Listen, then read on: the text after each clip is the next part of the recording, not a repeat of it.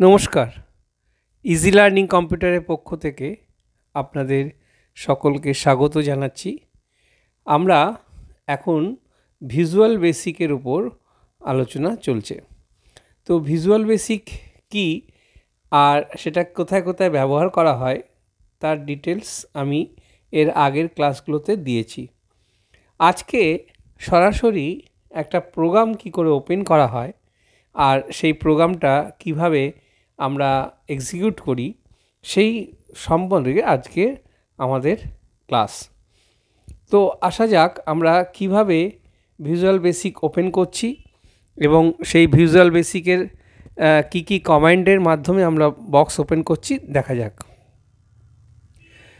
তো মাল্টিপ্লাই প্রোগ্রামের একটা স্টেপ আমরা দেখাচ্ছি ভিজুয়াল বেসিকের উপর। স্টেপ 1 হচ্ছে যে ওপেন ভিজুয়াল বেসিকটাকে আগে ওপেন করতে হবে, তারপরে যে স্ট্যান্ডার্ড ইএক্সি ফাইল আছে সেই স্ট্যান্ডার্ড ইএক্সি ফাইলটাকে সিলেক্ট করে আমরা ওকে করব, বা মাউসে ডবল ক্লিক করলেও আমাদের ভিজুয়াল বেসিকটা ওপেন হয়ে যাবে। এটা হচ্ছে একদম সিম্পল প্রসেস। তো এইভাবে আমরা ভিজুয়াল বেসিকটাকে ওপেন করব। তার আগে বলে রাখি যে ভিজুয়াল বেসিকটা কিন্তু আগে ইনস্টল করে রাখতে হবে। সে অপারেটিং সিস্টেম যাই হোক না কেন, কিন্তু ভিজুয়াল বেসিকটা এটা মাইক্রোসফটের প্রোডাক্ট।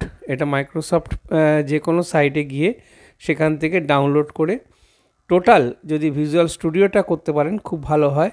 তার মধ্যে সব কিছু আছে, আর এটা হচ্ছে ভার্সন 6।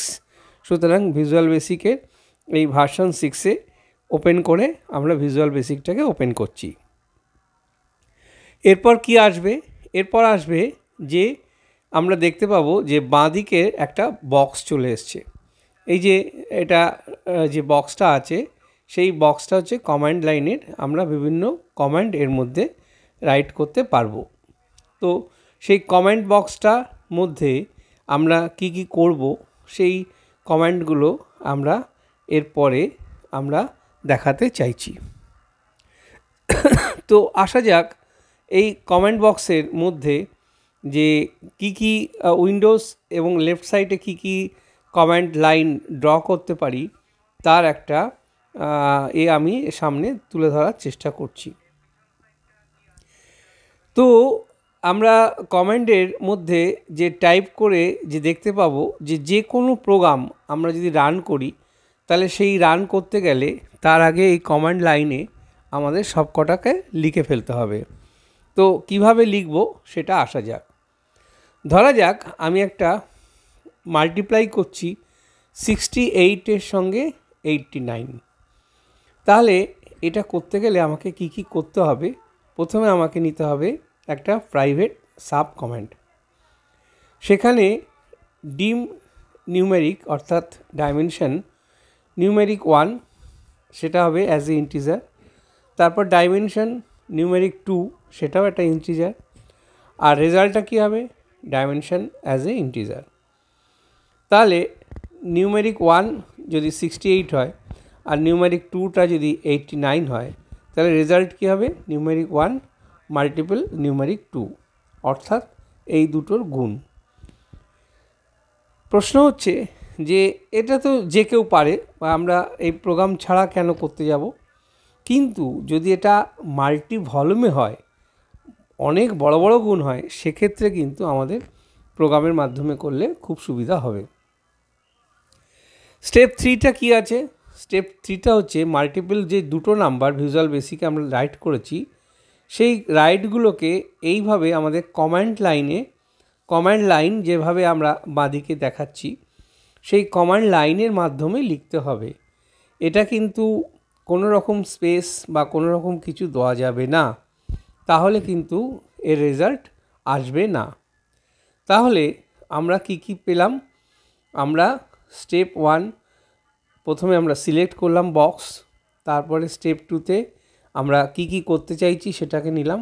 স্টেপ 3তে এসে দেখলাম যে এই দুটো নিউমেরিক নাম্বারকে আমরা মাল্টিপল করব এবং সেই মাল্টিপলটাকে একটা ছোট্ট প্রোগ্রামের আকারে লিখে ফেললাম। তারপরে আমরা সেটা রেজাল্ট বার করার জন্য যেই করলাম সঙ্গে সঙ্গে আর প্রেস F8 করে যদি আমি কমেন্ট বাটনে দেখতে চাই, তাহলে আমরা দেখতে পাবো এই রেজাল্টটা কী দাঁড়াচ্ছে। তো এই হচ্ছে খুব সিম্পল একটা প্রোগ্রাম, যে দুটো সংখ্যার গুণ, আমরা দুটো সংখ্যার যোগ এর আগে দেখিয়েছি।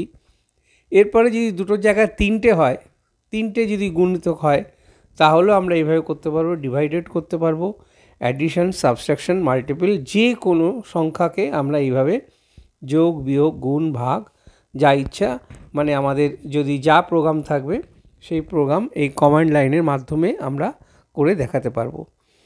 তো এইভাবে খুব সিম্পল একটা ছোট্ট প্রোগ্রামের মাধ্যমে আমি এই প্রোগ্রামটা বোঝানোর চেষ্টা করলাম। এখনকার বেশিরভাগ স্কুলে, বিশেষ করে ক্লাস 8-9-এ এই ভিজুয়াল বেসিকটা রয়েছে পাঠ্য সিলেবাসের মধ্যে। তো সেই পাঠ্য সিলেবাসের মধ্য থেকেই আমি বোঝানোর চেষ্টা করলাম এবং থ্রু কম্পিউটার প্রোগ্রামের মাধ্যমে এটা দেখানোর চেষ্টা করলাম। তো যদি এটা ভালো লাগে, তাহলে আর যদি বুঝতে কোনো অসুবিধা হয়, তবে অবশ্যই আমাকে কমেন্ট বক্সে আপনাদের ওপিনিয়ন জানাবেন। আর যদি ভালো লাগে বা বুঝতে পারেন, তাহলে অবশ্যই লাইক করবেন, শেয়ার করবেন, আর সাবস্ক্রাইব না করা থাকে সাবস্ক্রাইব করবেন। ভালো থাকবেন।